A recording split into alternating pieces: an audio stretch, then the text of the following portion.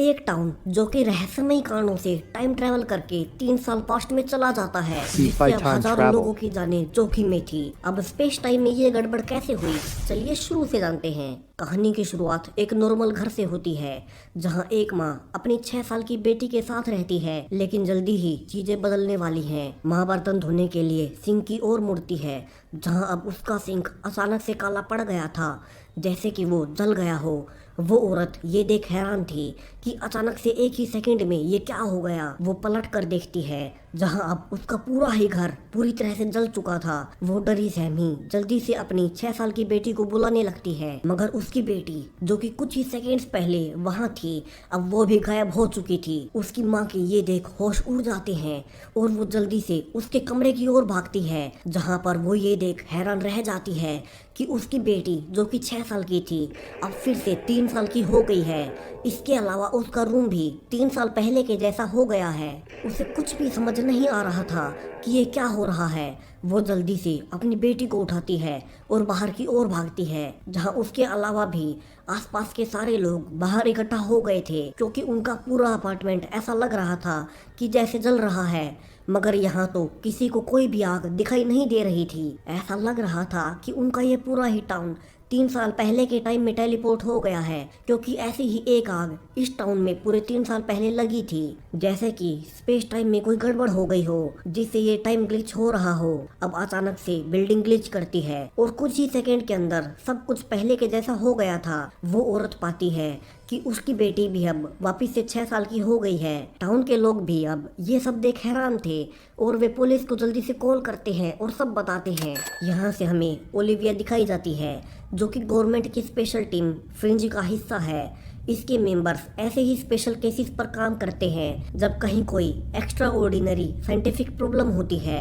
यहाँ ओलिविया और उसकी टीम टाउन में छानबीन करने लगी थी, जहां वे पाते हैं कि पूरा का पूरा घर 3 साल पहले टाइम ट्रेवल नहीं किया था, बस उसके कुछ पार्ट ही पास्ट में गए थे, जिसकी वजह से वे जल गए हैं। बाकी घर पहले जैसा है। वो औरत भी बताती है कि उसकी बेटी की उम्र 3 साल घट गई थी, मगर उसकी उम्र सेम पहले जैसी रही। ओलिविया टीम से कहती है कि ये कोई पहली घटना नहीं है, बल्कि पिछले एक हफ्ते से ऐसा ही हो रहा है, जहां इस टाउन के कुछ हिस्से टाइम के लिए पास्ट में टाइम ट्रेवल कर रहे हैं। और उसे लगता है कि जरूर कोई इलीगल रूप से इस एरिया में कोई साइंटिफिक एक्सपेरिमेंट कर रहा है, जिससे कि स्पेस टाइम शैटर हो रहा है और ऐसी घटनाएं घट रही हैं। यहाँ से वे इस जगह की रेडिएशन लेवल भी स्टोर कर लेते हैं, क्योंकि स्पेस टाइम में ग्लिच होते ही उसका कुछ रेडिएशन वहाँ रह जाता है। वहीं शहर के दूसरे हिस्से में कुछ दोस्त अब रात को गाड़ी में एक साथ जंगल से जा रहे थे। तभी अचानक से उनकी कार के सामने एक चलती हुई रेलगाड़ी आ जाती है और वे किसी तरह से ब्रेक लगाकर लास्ट मिनट पर अपनी कार को ट्रेन से टकराने से रोकते हैं। वे बाहर आते हैं और पाते हैं कि वही ट्रेन उनके सामने से जा रही है और अचानक से गायब हो जाती है। सभी लोग ये देख हैरान थे कि अचानक से ये क्या हुआ। अब वे भी पुलिस को कॉल करके सारी घटना समझाते हैं, जहां हमें फ्रिंज टीम का ऑफिस दिखाया जाता है, जहां पीटर को अभी ओलिविया के साथ वहीं ट्रेन वाली जगह पर छानबीन करने के लिए जाना है।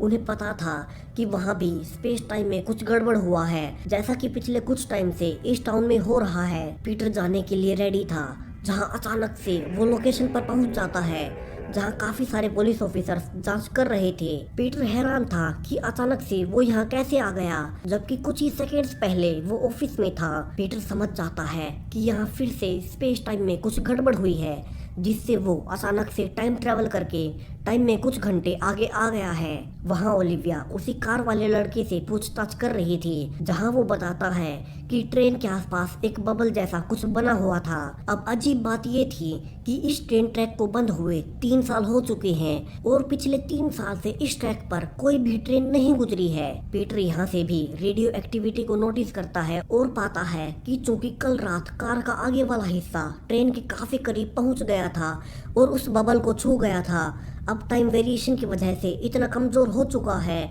कि हाथ लगाने से ही टूट जाता है। पीटर ये देख बाकी साथियों को भी यही बताने के लिए मुड़ता है, मगर अचानक से वो खुद को एक कार में पाता है, जिसमें वो ओलिविया के साथ उसी एक्सीडेंट वाली साइट पर जा रहा है।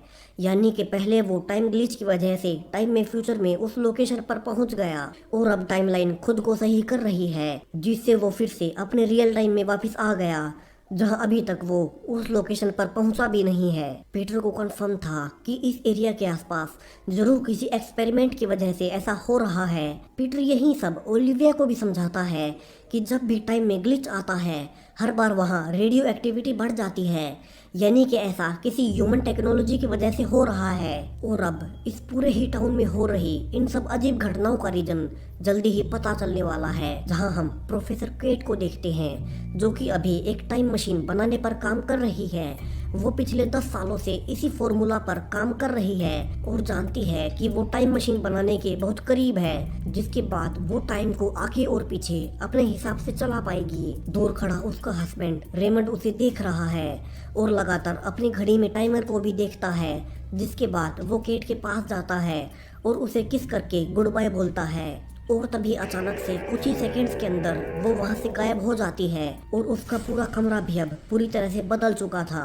रेमंड इस सबसे सरप्राइज नहीं था, जैसे उसे सब पता हो कि क्या होने वाला है।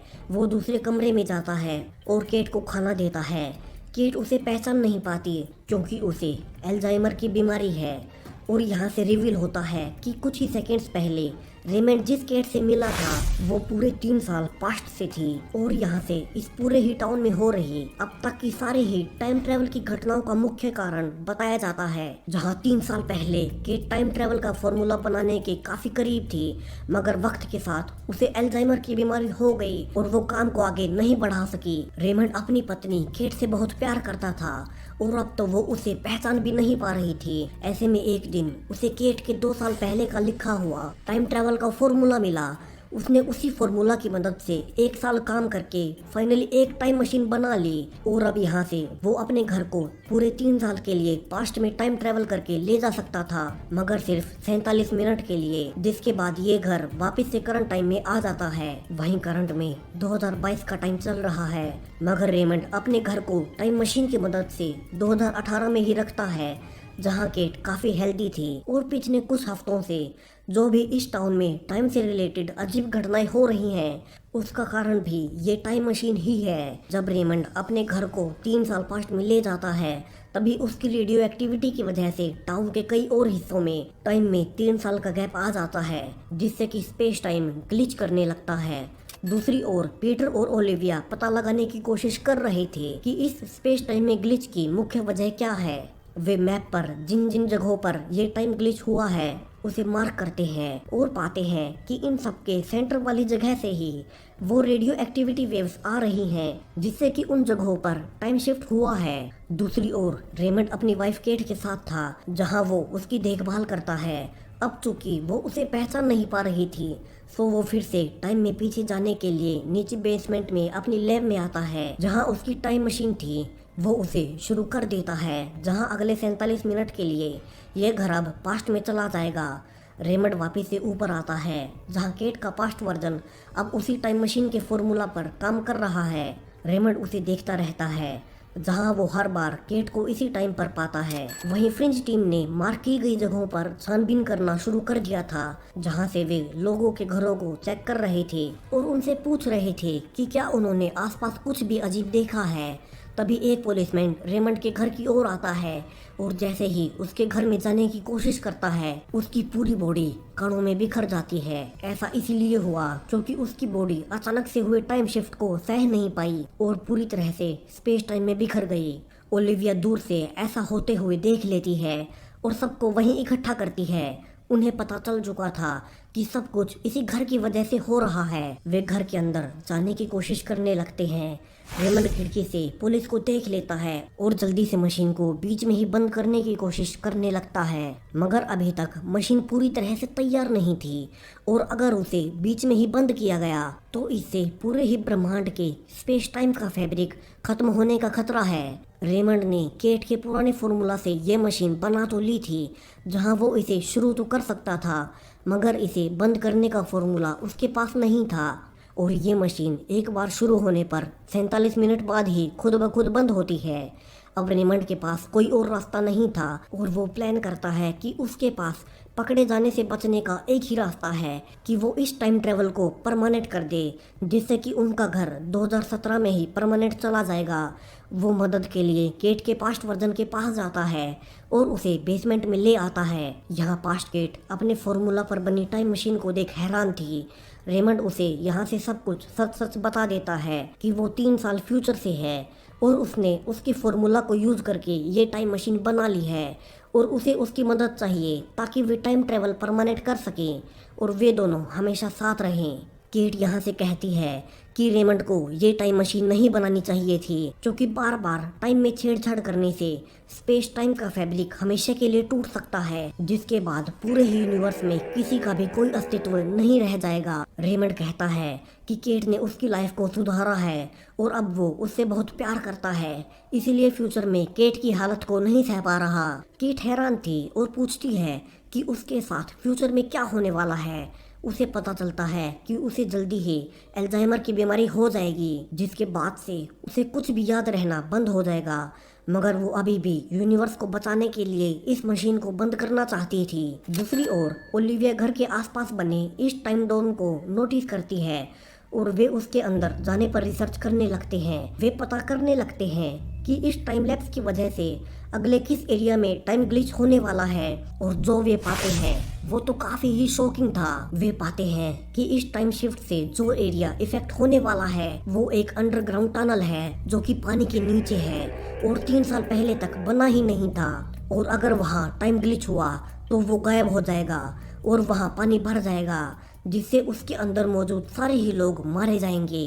अब बिना वक्त खोए एक एजेंट जल्दी से उस एरिया को खाली करवाने के लिए भागता है, जबकि बाकी के लोग उस टाइम डोम में घुसने का प्लान बनाने लगते हैं। यहाँ कुछ ही देर बाद उनके साइंटिस्ट ने एक मैग्नेटिक वेस्ट बना ली थी जो कि टाइम शिफ्ट को हटा सकता है। पीटर यहाँ से डिसाइड करता है कि वो इसे पहनकर अंदर जाएगा और इस टाइम ट्रेवल को बंद कर देगा। पीटर डरते हुए अंदर जाता है, मगर ये मैग्नेटिक वेस्ट काम कर रही थी और वो सक्सेसफुली अंदर चला जाता है। उसे बेसमेंट में टाइम मशीन भी मिल जाती है, मगर रेमंड उसे पीछे से मारकर बेहोश कर देता है। केट रेमंड से कहती है कि उन्हें अभी ये सब बंद करना होगा, मगर रेमंड कहता है कि वो ये सब कुछ उसी के लिए तो कर रहा है। वहीं दूसरी ओर टनल के अंदर टाइम शिफ्ट होना शुरू हो चुका था, जिसे देख वहां मौजूद सारे ही लोग डर जाते हैं। जहां ये अंडरग्राउंड टनल धीरे धीरे गायब हो रहा था और वहां समुद्र का पानी बढ़ता ही जा रहा था। वहीं दूसरी ओर घर के अंदर केट और रेमंड अभी भी बहस कर रहे थे, जहां केट कहती है कि वे हमेशा के लिए तो बबल के अंदर नहीं रह सकते।